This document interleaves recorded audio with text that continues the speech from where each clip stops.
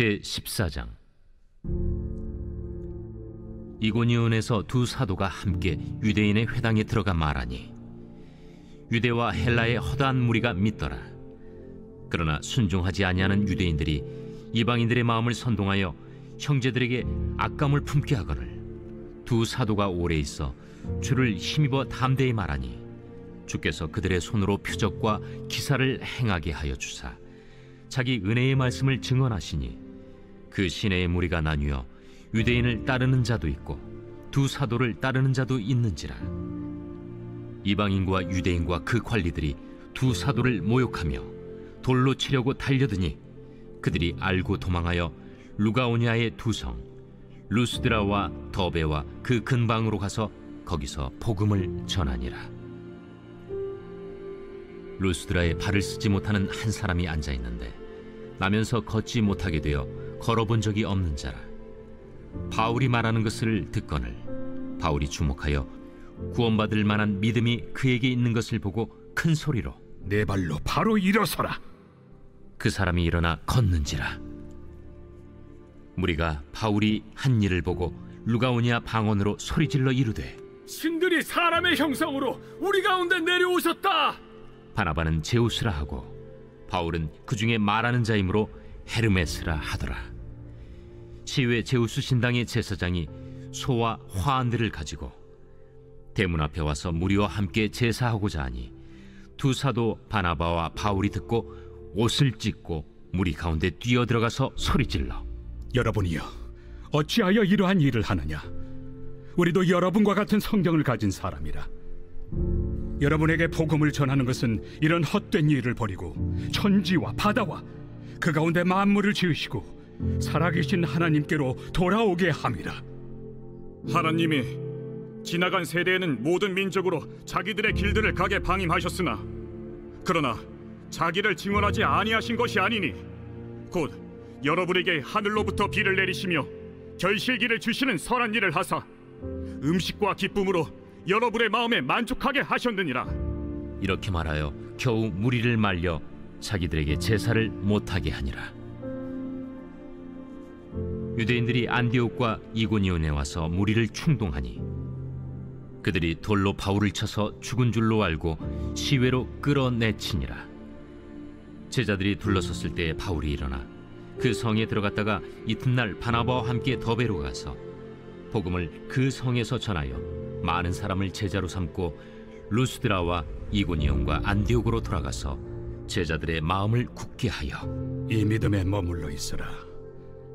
우리가 하나님의 나라에 들어가려면 많은 환난을 겪어야 할 것이라. 각 교회에서 장로들을 택하여 금식 기도하며 그들이 믿는 주께 그들을 위탁하고 비시디아 가운데로 지나서 밤빌리아에 이르러 말씀을 버가에서 전하고 아달리아로 내려가서 거기서 배 타고 안디옥에 이르니 이곳은 두 사도가 이룬 그 일을 위하여 전에 하나님의 은혜에 부탁하던 곳이라. 그들이 이르러 교회를 모아 하나님이 함께 행하신 모든 일과 이방인들에게 믿음의 문을 여신 것을 보고하고 제자들과 함께 오래 있으니라.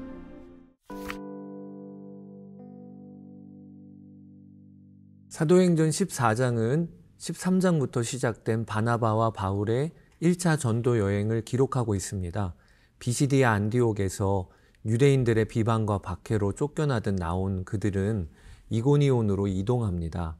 그리고 이고니온의 회당을 돌면서 복음을 전하자 유대와 헬라의 허다한 무리가 예수님을 믿는 역사가 일어납니다. 이에 이곳에서도 유대인 지도자들의 비방과 박해가 시작이 돼요. 그러나 두 사도는 비방과 박해에 전혀 굽히지 않습니다. 오히려 그들은 오래 있어 담대히 말씀을 전했다고 기록이 됩니다. 여러분, 어떻게 이럴 수 있었을까요? 비방과 박해의 위협 속에서도 흔들리지 않는 비결이 무엇이었을까? 성경은 그 이유를 분명하게 밝힙니다. 두 사도가 오래 있어 주를 힘입어 담대히 말하니. 여기 3절에 주를 힘입어라는 말씀을 우리가 오늘 붙잡으면 좋겠습니다. 예수님이 힘을 주셨다는 것입니다. 바나바와 바울은 예수님으로부터 힘을 얻는 삶을 살았습니다. 사랑하는 여러분, 예수님으로부터 힘을 얻고 사십니까? 마음이 답답하고 무겁게 짓눌릴 때 예수님께 가서 무거운 짐을 내려놓고 또 그분의 평안과 기쁨을 내 마음에 채우며 살고 계십니까? 기도하러 골방에 들어갈 때와 기도하고 나올 때 내 마음과 생각이 전혀 달라졌음을 경험하며 여러분 살고 계십니까? 우리가 회복해야 할 것이 바로 이것입니다. 나에게 힘주시는 주님께 연결되어 사는 삶 말입니다. 사람이나 돈이나 인정으로부터 힘입어 살지 마시고 주를 힘입어 사는 자가 되어야 합니다. 복음이 선포되고 그에 따른 표적과 기사가 나타나자 이고니온에 나타나는 현상이 있었습니다. 그것이 믿는 자와 안 믿는 자가 극명히 갈리게 되었다는 것입니다. 그 시내의 무리가 나뉘어 4절에 기록되어지고 있어요. 결국 복음을 받지 않은 한 부류가 바나바와 바울을 모욕하며 돌로 치려고 하고 그들은 이런 위협을 피해 루가오니아 지역의 두 성인 루스드라와 더베로 이동하게 됩니다. 루스드라에서 복음을 전할 때 바울은 나면서 걷지 못하게 된 한 사람을 만납니다. 그리고 그 안에 구원받을 만한 믿음이 있음을 주목하고는 그를 향해 일어나라고 선포합니다. 하나님의 말씀을 듣고 믿음으로 반응한 병자는 일어서 걷게 됩니다. 이 일이 루스드라 복음 전파의 기폭점이 됩니다. 루스드라는 제우스 신전이 있었던 종교심이 강한 지역이었는데 바울이 나면서 못 걷게 된 자를 고쳤다는 소식에 사람들은 제우스가 내려왔다고 흥분하면서 바나바와 바울을 영접하려고 합니다. 이에 바나바와 바울은 옷을 찢으면서 무리 가운데로 뛰어들어가 복음을 전합니다. 그런데 이때 그들이 복음을 전한 방식이 이전과는 완전히 달라요. 이전까지 그들은 회당에서 복음을 전했고 구약의 말씀이 어떻게 성취되었는지를 중심으로 말씀을 이어나갔었습니다. 유대인들 혹은 유대교에 입교한 헬라인들에게는 복음을 전하는 가장 적절한 방법이 그들이 알고 있는 율법을 가지고 전하는 것이기 때문이었죠. 그러나 오늘 복음을 듣는 루스드라 사람들은 구약에 대한 지식이 전혀 없었고 헬라 문화와 종교가 자연스러운 사람들이었습니다. 이들에게 복음을 전할 때 바나바와 바울은 하나님의 일반 은총, 즉 비를 내려주시고 결실을 맺게 하시는 자연의 섭리를 중심으로 복음을 전하고 있는 것입니다. 여러분, 복음을 전하는 것에는 이처럼 지혜가 필요합니다. 상대방이 누구인지를 알고 그에 맞게 복음을 전하는 것이 바나바와 바울이 취했던 방법이었습니다. 이것은 반드시 상대방을 향한 사랑, 영혼을 향한 긍휼이 전제되어야만 가능한 일입니다. 내가 복음을 전해야 하는 것도 중요하지만 어떻게 복음을 전해야 하는가도 매우 중요한 것임을 우리가 알아야 하겠습니다. 초대교회의 복음 전파는 복음을 듣는 상대방을 무시하는 무례한 행위가 아니었음을 기억합시다. 여러분, 복음을 전하는 것만큼 우리가 상대방을 사랑할 수 있는 행위가 없지요. 그런데 사랑의 중요한 속성은 무례히 행치 않는 것이라 라고 고린도전서 13장에 기록되어 있습니다. 복음 전파와 무례히 행치 않는 사랑, 이 둘이 적절히 균형을 이루는 은혜가 있기를 축복합니다.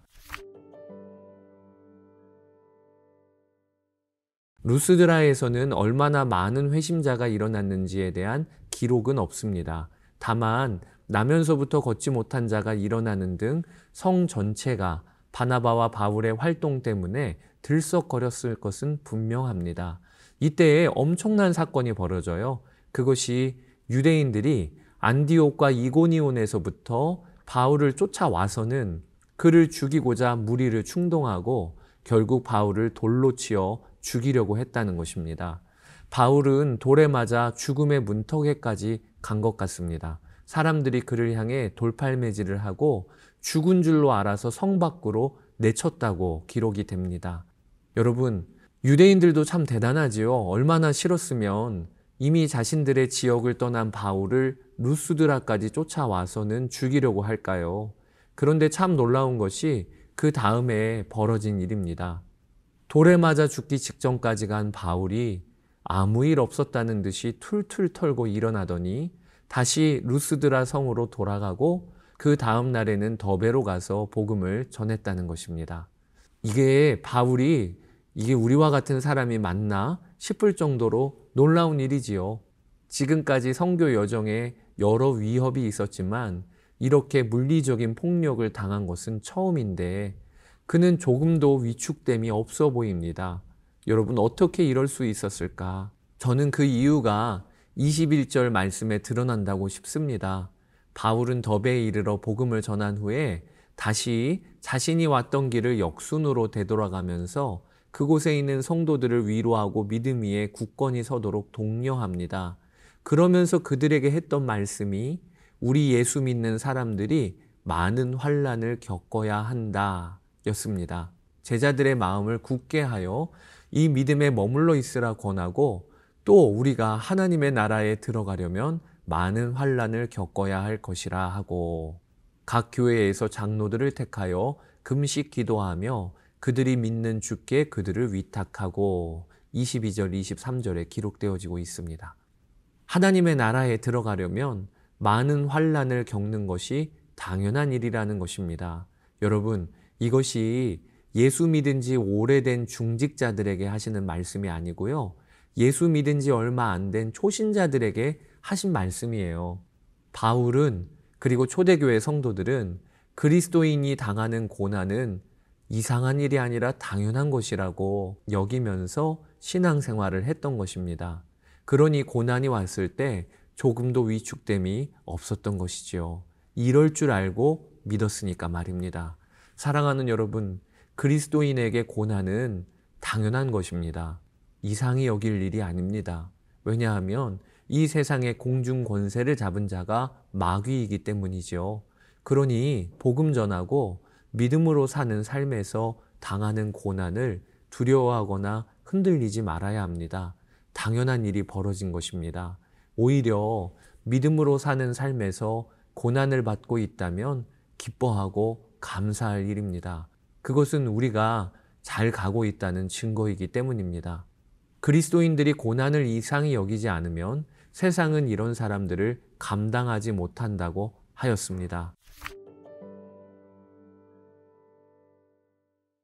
바울은 더베에서부터 역순으로 자신이 복음을 전했던 도시들을 찾아다니면서 성도들을 격려하고 그 안에 장로들을 세워 교회를 맡겼습니다.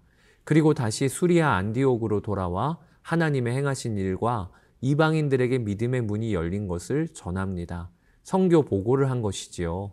이로써 1차 선교 여행이 마무리가 됩니다. 자, 여기까지 사도행전 14장 읽어보시고 또 받은 은혜를 기록해 보시기를 바랍니다. 감사합니다.